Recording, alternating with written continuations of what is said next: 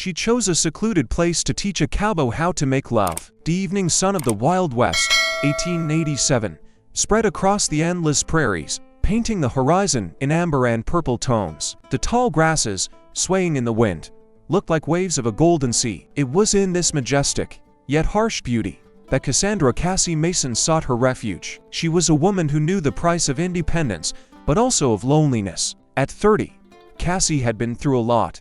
The early loss of her parents, hard labor on the farm, and then a difficult life in small, dusty towns where a woman's virtue was valued no higher than a copper coin. But in her, an inextinguishable fire burned, a steely will, hidden behind the soft features of her face. Her long, dark blonde hair, often braided into a tight plait, framed an oval face with high cheekbones. Her eyes, the color of autumn leaves, deep and thoughtful, could express both tender affection and piercing resolve. She wore a simple, but well-made dress of dark fabric, which emphasized her slender, but strong figure. Her hands, though not devoid of femininity, bore witness 2 years of hard labor. Cassie owned a small plot of land in a secluded valley, a few days' journey from the nearest settlement. This place, surrounded by majestic rocks and overgrown with wild flowers, was her fortress, her personal paradise.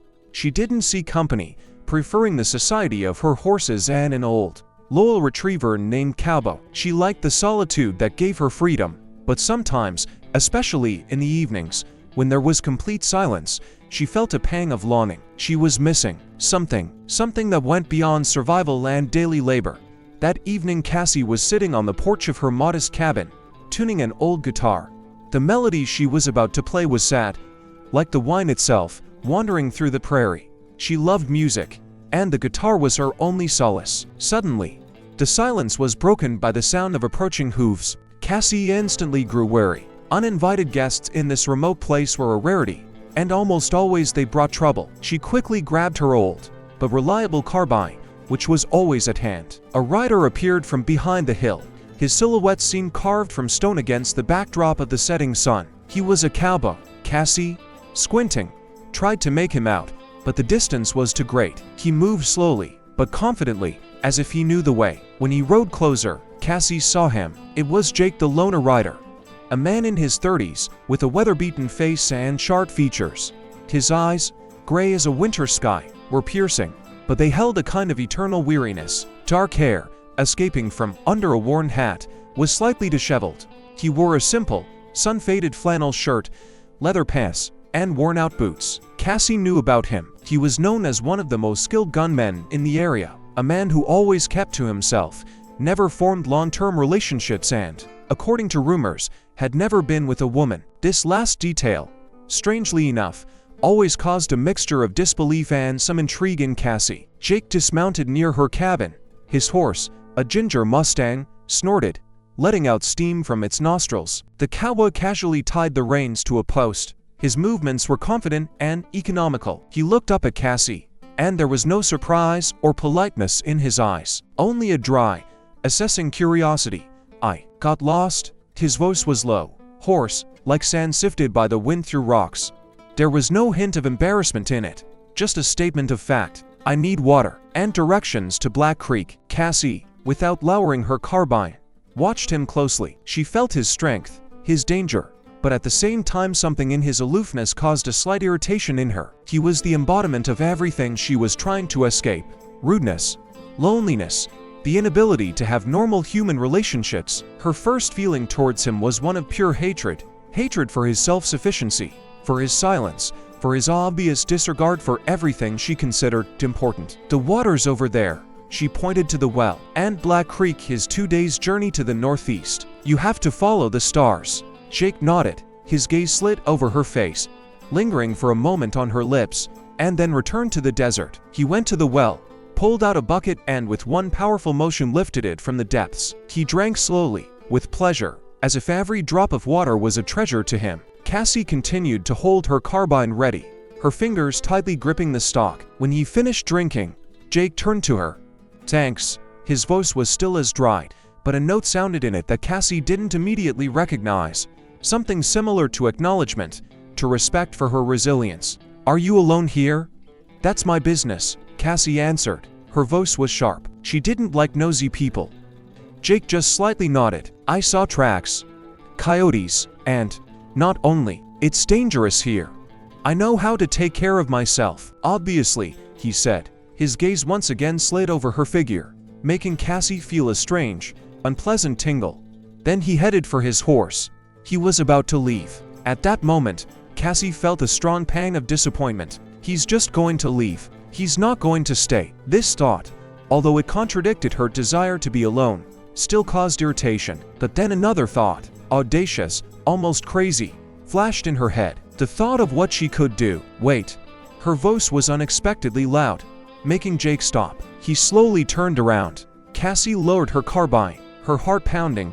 You could stay for the night. It's safer here than in the desert." She herself was surprised by her words. Jake looked at her, then at her cabin, then back at the desert. Something like doubt, like contemplation, flashed in his eyes. Then he slowly nodded. "All right, if it won't be a problem." "No, it won't." Cassie felt a wave of relief mixed with a new intrigue wash over her. Her plan, her audacious idea, began to take on real outlines. She, Cassandra Mason, was going to teach this cowboy, Jake Ryder, what he had missed. She was going to teach him. Woof. And she knew it wouldn't be easy, but a challenge she couldn't ignore burned in her eyes. He was her goal, her project, and she was going to see it through, no matter what. The night descended on Cassandra Mason's secluded valley, bringing with it a coolness and an absolute silence, broken only by the chirping of crickets and the distant hoot of an owl. Jake Ryder, the cowboy who had agreed to stay for the night, stood by his horse, unsaddling it with his usual economical movements. Cassie watched him from the threshold of her cabin, her carbine still in her hand. But now it seemed more like a useless burden than a protection. Her initial hatred for his self-sufficiency, for his aloofness, was now mixed with a new, sharper intrigue. She had invited him to stay. But why? What was she going to do? This question pulsed in her temples. But she knew the answer. She was going to begin her audacious mission. The campfires behind the cabin. Cassie's voice was low, almost soundless in the approaching darkness. "I'll make some coffee."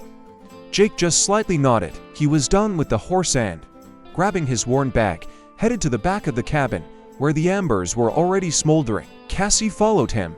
Her steps were light and confident. In the moonlight, her long, dark blonde hair, escaped from her plait, seemed even darker. And her eyes, the color of autumn leaves, carefully studied his every move. She saw how he moved, like a predator, silently, gracefully, with complete self-assurance. The campfire soon flared up brightly, illuminating their faces. Cassie put an old coffee pot on the fire, and soon the aroma of freshly brewed coffee spread through the valley. Jake sat opposite her, his gray eyes fixed on the fire, as if he sought his own reflection in it. He didn't say a word, but his presence was palpable, almost physical. Cassie felt the tension hovering between them, and this tension was part of her plan. She wanted him to feel her. To feel what? According to rumors, he had never felt. "Where are you from, Jake?" Cassie's voice was soft, almost gentle, but there was a hidden strength in it. She handed him a mug of hot coffee. Jake took the mug. His fingers, calloused from work, slightly touched her hand. He drank slowly, and then, putting the mug down, looked at her. Everywhere, his voice was still as low, but now notes sounded in it that Cassie didn't immediately recognize, something similar to weariness, to the burden of a long, lonely life. "The Wild West, it leaves no traces, but you do," Cassie retorted, her gaze fixed on his face. "Your reputation, your name, your eyes." Jake slightly smiled. His lips trembled, but this smile was short, barely noticeable. "Reputation is what others say. Eyes, they only see what they want to see." Cassie felt a slight shiver run through her body. He was smart. He was more complex than she thought, and this only intensified her intrigue. They sat in silence, listening to the crackling of the fire. Cassie took her guitar and began to play. The melody was old, sad, about lost love and unfulfilled dreams. Her voice, soft and clear, spread through the valley, filling it with melancholy. Jake didn't move. He sat, listening to her, and Cassie swore she saw something change in his eyes. A small, barely perceptible movement, as if a thin crust of ice on his heart began to melt. When she finished, the silence seemed even deeper. Jake slowly raised his head. "Beautiful." His voice was quiet, but now there was a sincere note in it that Cassie would never have expected from him. "Do you sing about love?" "I sing about life, Jake," Cassie answered. Her gaze was full of challenge. And life. It's full of love, and loss, and all the things you're trying to run away from. Jake smiled again, but this time his smile was softer, almost sad. Run away. From what? From something that can take everything away. From something that can give you everything. Cassie corrected. Give you something more than survival. Something more than loneliness. Their conversation continued deep into the night. Cassie told him about her life, about her losses, about her dreams. She talked about the beauty of nature, the joy of simple things, how important it is to feel, how important it is to live a full life. Jake listened to her without interrupting. His eyes were fixed on her, and Cassie felt something changing between them.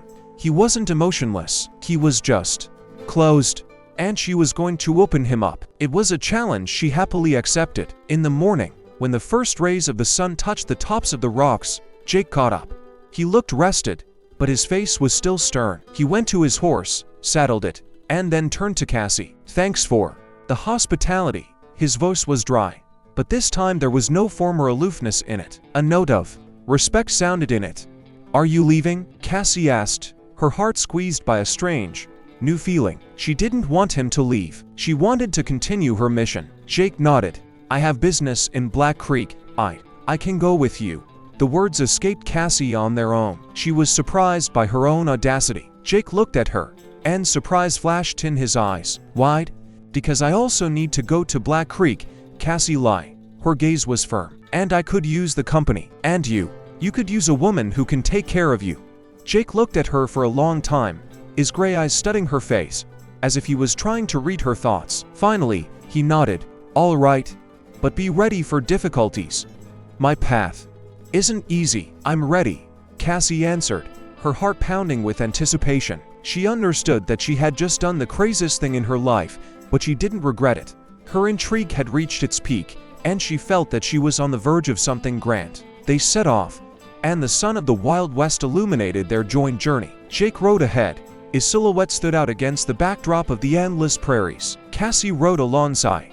Her gaze was fixed on his back. She felt something changing between them, something barely perceptible, something that was more than just respect or curiosity. It was the beginning of an attraction, the beginning of what she was going to ignite in this silent cowboy. She knew that her path would be full of trials, but she was ready for them.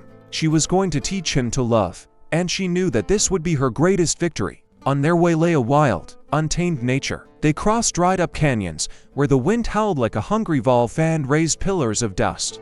At night, they slept under the starry sky, where each star seemed like a separate story. Jake was still a man of few words, but now his silence didn't seem so heavy. He began to share his knowledge of the desert with Cassie, about how to survive in these harsh conditions. He taught her how to distinguish edible plants from poisonous ones, how to find water in the most unexpected places, how to read animal tracks. His instructions were brief but precise, and Cassie eagerly absorbed his every word. She understood that she was learning not only about survival, but also about understanding this man, his world. One day they stopped for a break near a small stream. The water there was clean and cold, and Cassie, undressing, decided to take a bath. She entered the water. Her body, caressed by the sun, seemed even more beautiful in the rays of the setting sun. Jake sat on the bank, watching her. His eyes were fixed on her, and Cassie felt that heat run through her body. She saw his gaze, a gaze in which there was no lust, but there was a deep attraction, almost involuntary, which he could not hide. That was the very gaze she wanted to see. Cold. His voice was quiet, almost unrecognizable, as if he was afraid to scare away this fragile moment. No, Cassie answered. Her voice was also quiet. On the contrary, hot. Their gazes met, and at that moment Cassie felt a spark run between them, a spark that could ignite a real fire. She understood that her plan was working. She was awakening in him what was so deeply hidden, and this feeling filled her with a sense of triumph and excitement. She was on the right path, and she knew that soon Jake Ryder would belong to her, body and soul. The morning, soaked with the freshness of the cool night, met Cassandra and Jake on their way. The sun was just beginning to rise above the horizon, casting long shadows on the endless prairie. Cassie, with her dark blonde hair, slightly disheveled after spending the night under the open sky, felt full of energy. Her eyes, the color of autumn leaves, full of determination, were fixed on Jake, who was riding ahead. He, as always, was focused and silent. His silhouette seemed carved against the backdrop of the golden sunrise. His broad shoulders, a powerful back, covered with a faded flannel shirt, exuded a hidden strength. Cassie felt an invisible tension growing between them,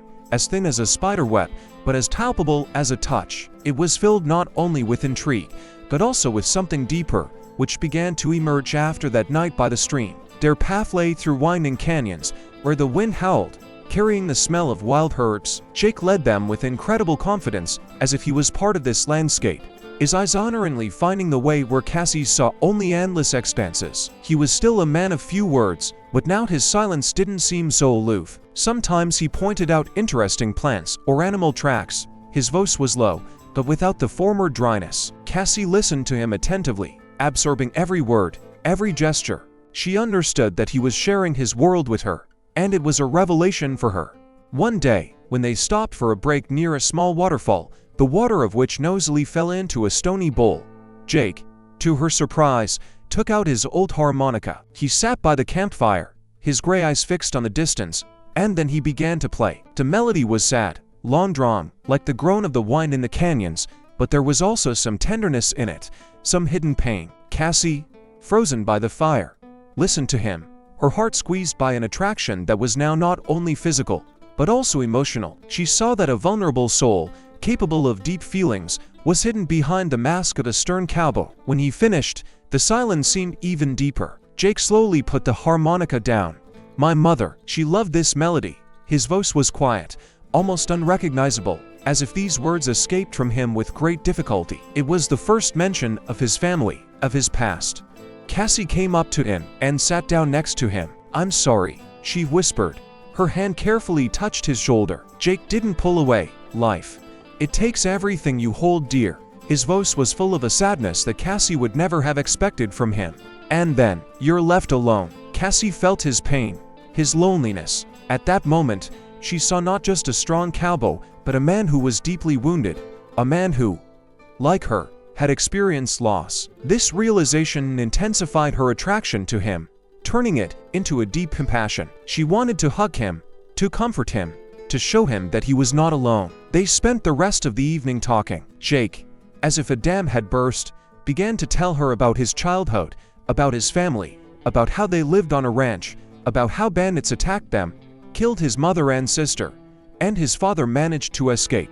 But he was paralyzed, and he himself soon died. He talked about his revenge, about how he tracked them down one by one, how he killed them with a cold-bloodedness he himself was afraid of. Cassie listened to him, her heart squeezed with pain and horror. She saw how this story left deep scars on him, making him who he was. I became a monster." His voice was full of despair. I don't know how to live any other way." Cassie took his hands in hers.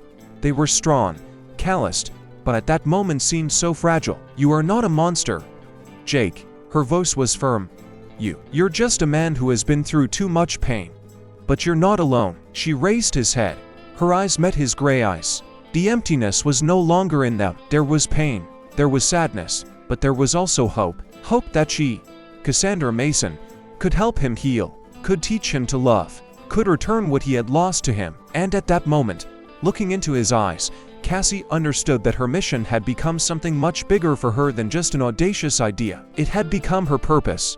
The next morning, Jake woke up with a new feeling, a feeling he had long forgotten, a feeling of lightness. He looked at Cassie, who was sitting by the campfire, combing her dark blonde hair. Her figure was slender, graceful, but at the same time exuded strength and confidence. She was wearing a simple traveling dress, which now seemed to be a part of her. She was not just beautiful, she was alive, and her life, her warmth, her compassion were beginning to heal him. They continued their journey. Jake, although still silent, now behaved differently. He began to pay attention to the world around him, to the beauty of the setting sun, to the singing of birds, to the aroma of wild flowers. He shared his thoughts with Cassie. His voice was quiet, but now there were notes of tenderness in it that she would never have expected from him. He taught her how to shoot, taught her how to read tracks, taught her how to survive. But he did it not with aloofness, but with care, with a desire to pass on his knowledge to her so that she would be safe. Cassie, in turn, taught him to laugh, taught him to trust, taught him to enjoy simple things. She played the guitar, and he listened to her. His eyes were fixed on her, and a gentle fire of attraction and love now burned in them. In the evening, when they stopped for a break near a small oasis, surrounded by palm trees, Cassie, after dinner, came up to Jake. He was sitting by the campfire, watching the stars. She sat down next to him, and a silence filled with unspoken feelings fell between them. "Jake." Her voice was quiet. Are you ready?" Jake slowly turned his head. His gray eyes, full of a new, deep emotion, met her gaze. He didn't answer with words. He just held out his hand to her, his fingers carefully touching her cheek. It was an invitation to a world he had never known, a world of love and intimacy. Cassie smiled. Her heart was pounding, but she felt absolute confidence. She leaned towards him, and their lips met in a gentle, long kiss. It was a kiss that destroyed all the walls, all the barriers, all the fears that he had built for years. It was a kiss that marked the beginning of a new life, a new love, a new triumph for both of them. That night, under a huge, starry sky, far from the hustle and cruelty of the Wild West, Cassandra Mason taught Jake Ryder what he had missed. She taught him not just physical intimacy, but a deep, emotional love that healed his soul. She showed him what tenderness is, what passion is, what a complete fusion of two souls is. Jake, who considered himself an emotionless monster, was now discovering a world full of feelings, full of joy, full of love. His body, accustomed to pain and struggle, was now learning to enjoy touches, hugs, what it means to be loved and to love in return. He understood that love is not weakness, but the most powerful force that can heal any wounds. And that night, in that secluded place, under the light of the stars, Jake Ryder, the loner cowboy, for the first time in his life knew true love, and it became his greatest revival. The morning that came after that unforgettable night brought with it not only the coolness of the desert air, but also a new, barely perceptible change in the relationship between Cassandra and Jake. The sun was just beginning to paint the horizon in shades of peach and gold when Cassie woke up. She lay, covered by an old blanket, feeling Jake's warmth next to her. His powerful arm rested on her waist, and his heavy breathing was heard right next to her ear. For the first time in many years, she felt truly protected, not just physically, but also emotionally. Her long, dark blonde hair was scattered over the pillow made of a travel bag, and her eyes, the color of autumn leaves, usually full of determination, now shone with a soft, new feeling. Jake, who seemed carved from stone, was now sleeping. His stern face was relaxed, and the scars on his cheeks seemed to have softened in the light of the new day. His body, powerful and hardened, exuded a tenderness that Cassie could not have imagined. She gently freed herself from his embrace and quietly got up, trying not to wake him. The campfire was smoldering, and Cassie, throwing in some dry branches, began to make coffee. The aroma of freshly brewed coffee spread throughout the oasis, and soon Jake also woke up. He sat up, stretched, his muscles tensed under the faded shirt, and then looked at Cassie. The former emptiness or aloofness was no longer in his gray eyes. There was something similar to attraction, which was now mixed with a new, deep tenderness, almost timid. "Good morning." His voice was hoarse after sleep, but an unaccustomed softness sounded in it. "Good morning," Cassie answered. Her heart was beating happily. She handed him a mug of hot coffee, and their fingers slightly touched. At that moment, an invisible spark ran between them, filling the air with electricity. They both understood that something important had happened, something that changed them forever. After breakfast, they again set off. The sun was rising higher and higher, and the desert was beginning to heat up. But now their journey was different. Jake rode next to Cassie, and not ahead, as before. He talked more than usual, telling her about his observations of nature, about how to read the signs of the land, how to predict a storm by the change in the color of the sky. His voice was quiet, but now there were notes of care in it that Cassie had not heard before. He shared his knowledge with her so that she would be safe, so that she could survive in this harsh world. Cassie listened to him. Her heart was filled with a new feeling of compassion. She saw how much he knew, how much he had been through, and how deeply he had been wounded. She wanted to help him heal, wanted to show him that the world could be not only cruel, but also beautiful. At noon, they came across an old, dilapidated wagon, abandoned in the middle of the desert. Next to it lay the remains of a horse's skeleton, and the air was filled with a heavy, suffocating smell. Jake instantly grew wary. His hand rested on the handle of his revolver. Cassie felt her heart squeeze with anxiety. "Stay here." His voice was quiet. but steel sounded in it. It could be dangerous. He dismounted and carefully moved towards the wagon. His movements were silent and precise. Cassie, despite his words, could not stay put. She took out her carbine and followed him, her heart pounding in her chest. They saw, inside the wagon lay the bodies of 2 adults and a small girl. Their clothes were torn, and there were traces of teeth on the bones. Coyotes, Jake growled. His voice was full of anger, or something worse. He carefully examined the bodies. His gray eyes were full of cold determination. Then he noticed a small, worn doll lying next to the girl's body. His gaze lingered on it for a moment, and Cassie swore she saw his eyes darken with pain. It was a reminder of his own loss, of his own tragedy. At that moment, Cassie felt such a deep compassion for him that her eyes filled with tears. She wanted to hug him, to comfort him, to share his pain. Jake, as if he felt her gaze, slowly turned around. His face was stern, but the former aloofness was no longer in his eyes. There was a deep sadness, and something similar to vulnerability. He bent down, carefully picked up the doll, and held it out to Cassie.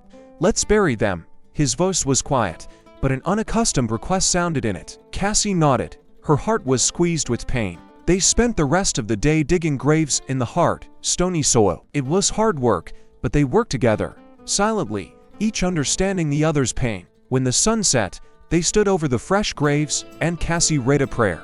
Jake stood next to her. His head was slightly lowered, and the light of the setting sun was reflected in his eyes, painting them in sad, golden tones. He put the doll on the smallest grave. His fingers lingered on it slightly, as if he was saying goodbye to a part of his past.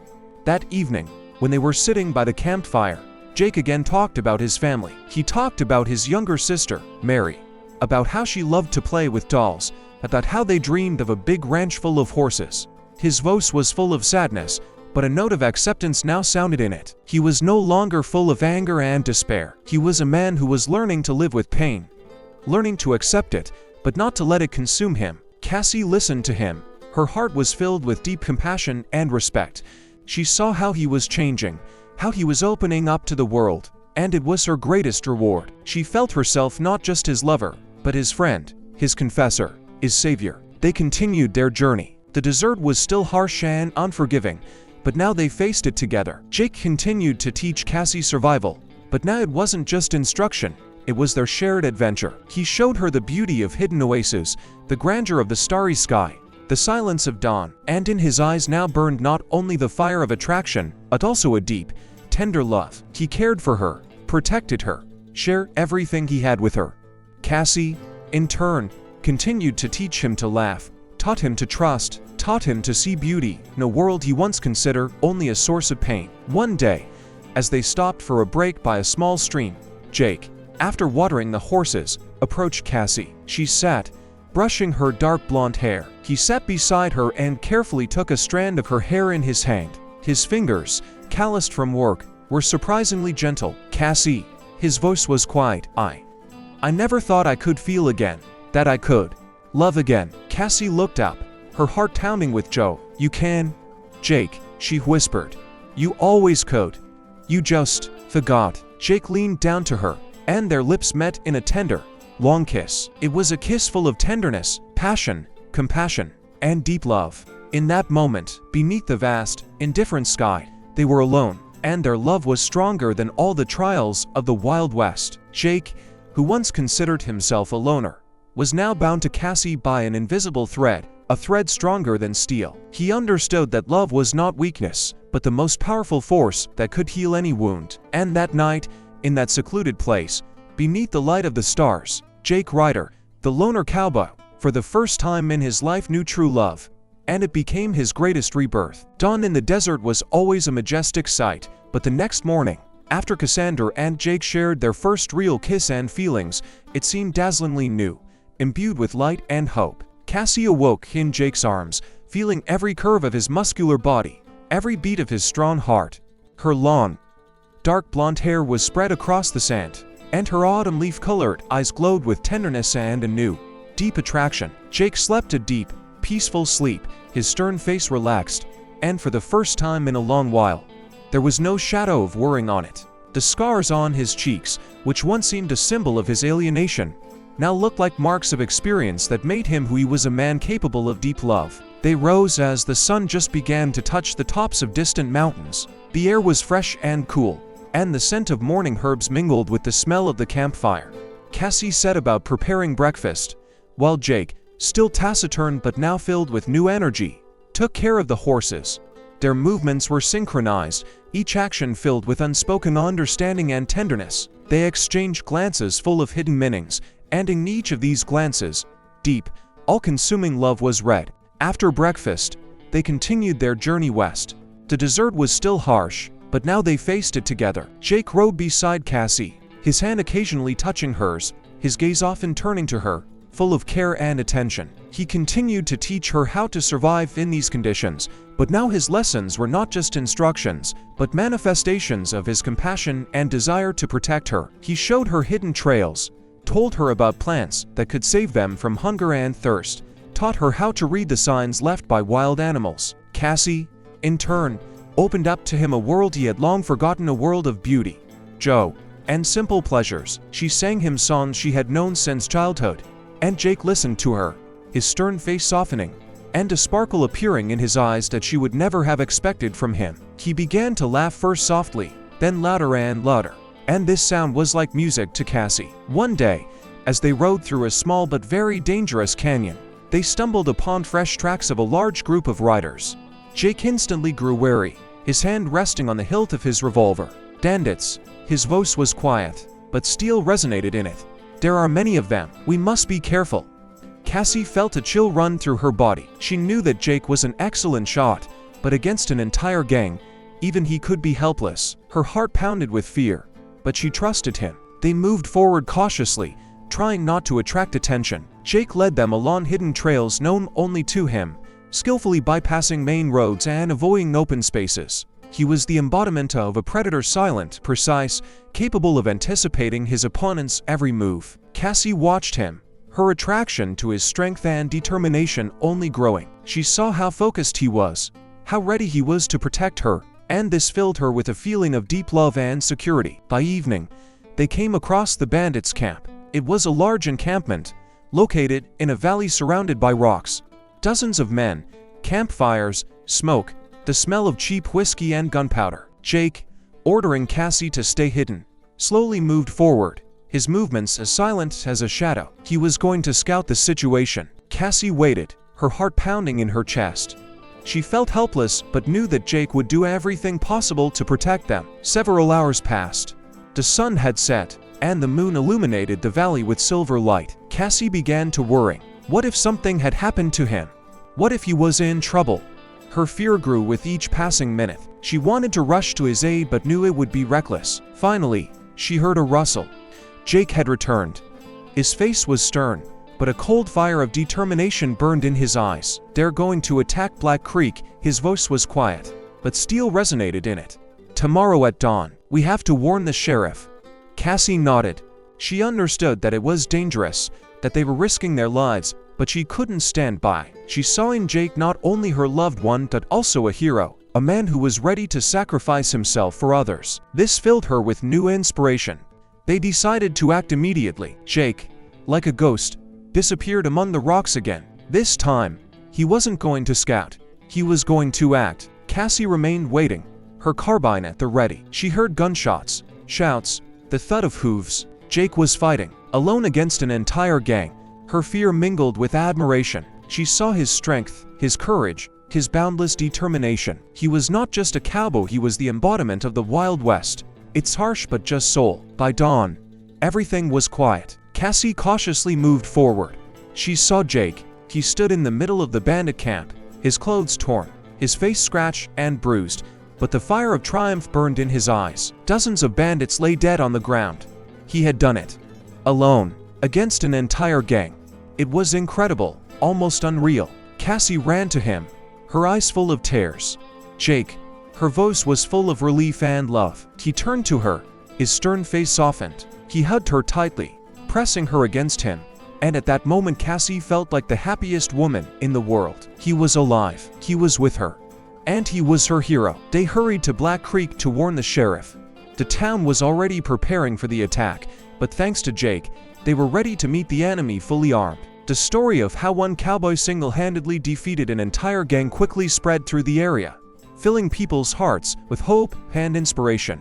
Jake Ryder, the loner cowboy, was now not just an accurate gunman, he was a hero, a man who saved the town from destruction. And Cassie, standing beside him, felt her heart overflow with love and pride. She knew that their journey was just beginning, but she was ready to walk it with him, hand in hand, towards a new future they were building together. Their return to Black Creek after Jake's heroic fight with the bandits was triumphant. The sun was already high, flooding the town with light as they rode onto the main street. The residents, having heard the news of the thwarted attack, poured out of their homes, their faces full of relief and admiration. Jake, with his torn clothes and bruises, but with eyes full of unyielding determination, was greeted as a hero. Cassie, riding beside him, felt her heart overflow with pride and deep love. Her long, dark blonde hair was spread over her shoulders, and her autumn leaf-colored eyes shone. She watched how people looked at Jake, how they welcomed him, and understood that he had found his place in this world, a place where his strength and courage were needed. The sheriff,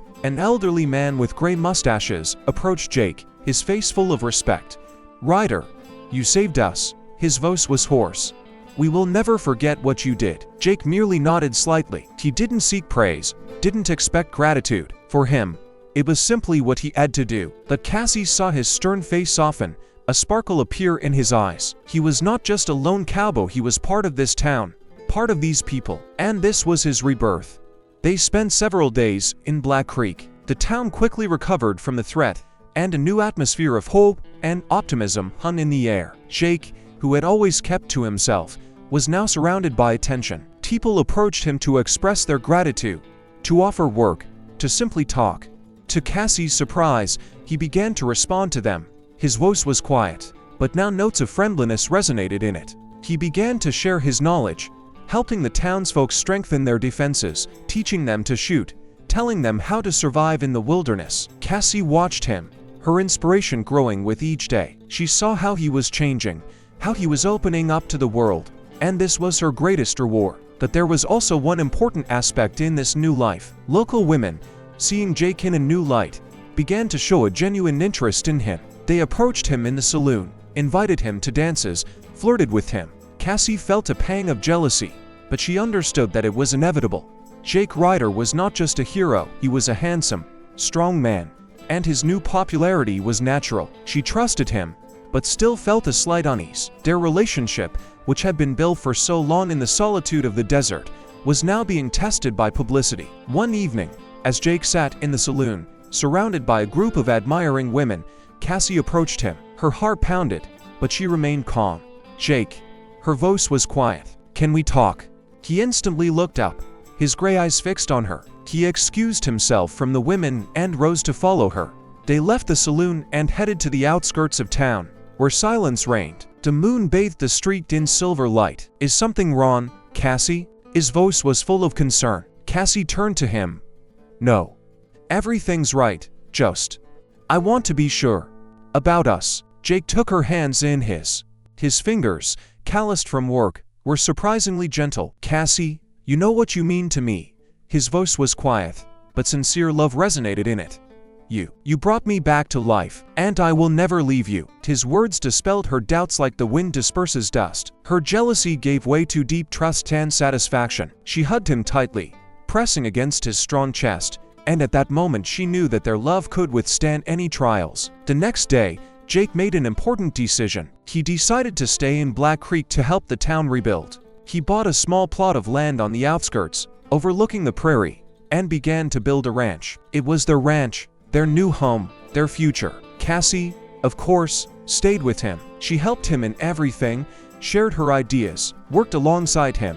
Her hands, accustomed to labor, were strong and skilled. Days turned into weeks, weeks into months. Jake and Cassie's ranch grew, becoming a thriving enterprise. They raised cattle, planted vegetables, built new corrals. Jake, who had once been a loner, was now surrounded by family himself, Cassie, and their loyal retriever Cowboy. He remained taciturn, but now his silence was filled with wisdom and calm. His eyes, which had once been full of sadness and alienation, now shone with happiness and love. He became the father of the town, its protector, its symbol. But not everyone was happy for their happiness. One day, as Cassie was returning from the market, she overheard malicious words. A group of envious women, who had long been jealous of Jake's affection for Cassie, gathered by the well and loudly discussed her. She just tied him to herself, that cowgirl. One of them whispered. He never even looked at any woman before, and now, she probably cast a spell on him. Another added, or used some of her tricks. Cassie felt her heart clench with anger. She had never been afraid of gossip, but these words were unfair. They were trying to destroy what she and Jake had built with such effort. She wanted to approach them, tell them what she thought. But then she remembered Jake, his calmness, his wisdom. She knew he wouldn't approve of such behavior. That evening, Cassie told Jake about the gossip. He listened to her, his stern face unreadable. He took her hand, his fingers gently squeezing her palm. "Don't pay attention, Cassie." His voice was quiet, but steel resonated in it. "They just don't understand. Our love is our own business, and no one can destroy it." His words filled her heart with satisfaction and peace. She knew he was right. Their love was their fortress, and no gossip, no envy could destroy it. Years passed. Jake and Cassie's ranch became one of the most prosperous in the area. They had children, two sons who resembled Jake in their strength and taciturn nature, and a daughter who inherited Cassie's beauty and determination. Their home was full of laughter, joy, and love. Jake the loner, who had once been an unfeeling cowboy, became a loving husband, a caring father, and a respected member of the community. His scars remained, but now they were not a symbol of pain, but a symbol of experience, a symbol of the strength that allowed him to go through hell and find his heaven. Cassie, who once sought solitude, was now surrounded by family and love, and her heart was full of gratitude and happiness. Their story became a legend of the Wild West, a legend of how love can heal the deepest wounds, how it can change a person and show them the true meaning of life. The years that passed since Cassandra Mason and Jake Ryder found each other in the harsh, yet beautiful desert, transformed their ranch into an oasis of prosperity. Under the scorching Wild West sun, amidst endless prairies, their home became a beacon of tranquility and harmony. The ranch, once merely a dream, now lived its own life, filled with the sounds of children's laughter, the creak of the corral gate, and the melodic clang of the blacksmith's hammer, which Jake had mastered with his characteristic precision. Cassie, no longer just a brave girl, but a mature woman whose dark blonde hair was only slightly silvered by time, still possessed the same steel will, but in her autumn leaf color, eyes now shone a deep, tender love. She managed the household with wisdom and efficiency, knowing every horse, every animal on their vast lands. Jake, once known as the loner cowboy, was now family man and a respected pillar of their small community. His stern face, still marked by the scars of past battles, was now often illuminated by a soft smile, and in his gray eyes burned a warm, deep fire of contentment. He was a master of all trades, building houses, repairing broken wagons, breaking the wildest mustangs. But his true calling became mentorship. He taught young ranchers the art of survival, shared his wisdom, taught them not only to shoot accurately, but also to live honestly, with respect for the land and for each other. His silence, once aloof, was now filled with calmness and wisdom, and Cassie, like their children, understood him without words, by a mere glance, a single gesture. Jake became for her not just a husband, but a true support, her best friend, and living proof that even the deepest wounds can heal through love and devotion. Their children grew up, becoming reflections of their parents' best qualities. Will, the eldest son, inherited Jake's unyielding strength and taciturn nature, becoming a skilled rider and protector of the family. Thomas, the younger son, was the embodiment of his father's keen mind and thoughtfulness, and in the future became a respected landowner, always listening to his parents' advice. Lily, their only daughter, with dark blonde hair and eyes shining with Cassie's determination, was a free-spirited and strong woman who, like her mother, was not afraid of difficulties and always stood by her convictions. Their ranch was not just a home, it was a school of life, where children learned not only hard work but also core values: love, trust, honesty, and strength of spirit. Cassie watched with undisguised pride as Jake taught the boys to break horses, and Lily, like her mother, participated in ranch life, demonstrating her independence and strength. Black Creek, thanks to Jake and his family, prospered. The town became a symbol of hope and a new beginning. Jake, who had once avoided society, now patiently and compassionately listened to everyone who came to him for advice, whether it was a border dispute or a family quarrel. He became a peacemaker who brought not only protection, but also harmony to this harsh land. Cassie, seeing all this, understood that they had built something far greater than just a ranch or a family. They had built an entire community based on the principles of love, mutual aid, and justice. One warm evening, as the sun dipped towards the horizon, painting the sky in incredible shades of gold and crimson, Jake and Cassie sat on the porch of their ranch, holding hands. The cowboy, whose life had once been filled only with pain and loneliness, now looked at his thriving land, at his grown children, at his beloved wife, and in his eyes was a deep, all-consuming peace. "Do you remember that day?" Cassie asked softly, her voice tender, but with a hint of nostalgia. "When you arrived, my hatred." Jake smiled faintly, his lips twitching. "I remember. I thought you'd shoot me. I could have," Cassie replied, her gaze fixed on his face. "But something inside me said you weren't just another cowboy, that you were special, and I wanted to change you, and I thought I could never change." His voice was quiet, but sincere gratitude resonated in it. You showed me what it means to be human, what it means to love." Cassie leaned into him, her heart overflowing with love. They had been through a lot, through the dangers of the desert, through battles with bandits, through Jake's internal demons. But each time they faced difficulties, their love only grew stronger, their trust deeper, and their hope brighter. They were living proof that even the deepest wounds can heal, that even the loneliest heart can find its home. Their story was not just a love story, it was a story of rebirth, a story of the triumph of the human spirit. Conclusion and lesson. The story of Cassandra Mason and Jake Ryder, unfolding against the backdrop of the harsh landscapes of the Wild West in the 1880s, carries a profound, timeless lesson that is especially relevant for our audience age 65+.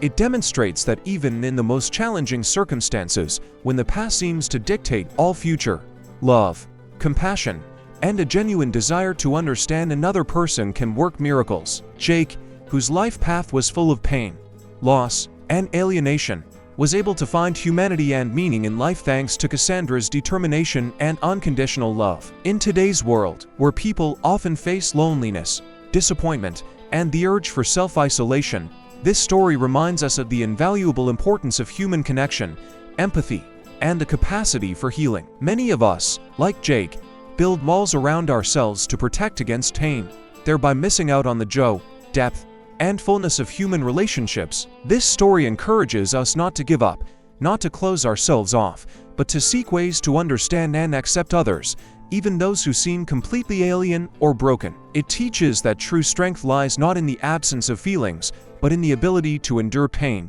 heal, and reopen to the world, to find new meaning in it and, most importantly, to find love. For our grandparents, this is a reminder that it's never too late to start anew, that every day offers a chance for rebirth, and that the deepest connections are built on a foundation of mutual support, love, and human warmth. This is an inspiring story of how two people, seemingly completely different, were able not only to find each other, but also to build an entire life filled with meaning and happiness, becoming an example for many generations.